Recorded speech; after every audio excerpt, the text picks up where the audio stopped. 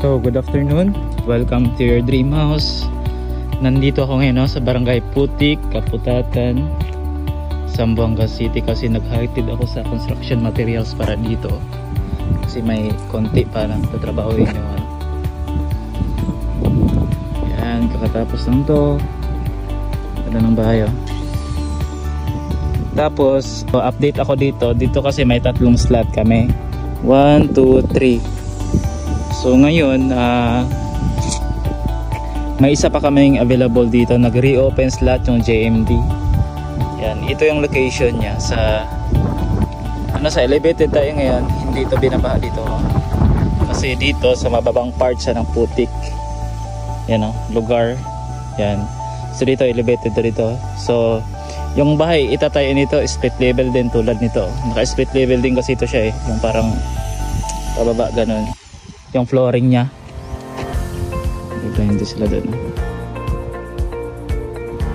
Yan sa JMD din yan Dito 4 na unit. Dito may isa pa dito. Pero sold out na dito. So dito ngayon yung available na lang 1 slot na lang. I think dito 1 or 2 ata. Basta dito banda. So ang kagandahan dito is magandang location. Elevated di binabaha. So may parang may view ka pa doon.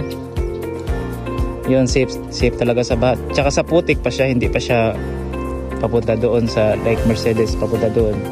So mas malapit to sa town.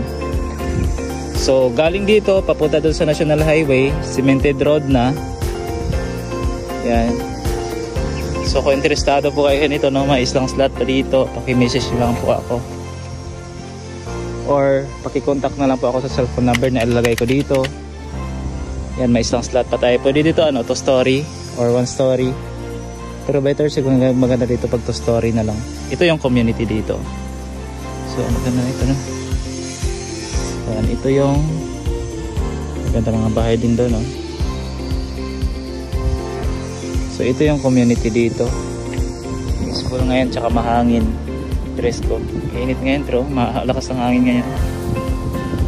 So yun lang siguro kung interested kayo dito sa site, dito sa lugar na to sa Putik, naghanap kayo dito sa Zamboanga City ng package house and lot na. So isa to sa options nyo. Kung interesado kayo dito sa lugar na to, pag-message nyo lang po ako para ma-assist ko po kayo or matulungan ko kayo. So yun lang, from your dream house, my name is Sylvester. Thank you for watching. Update lang ako. See you on my next video.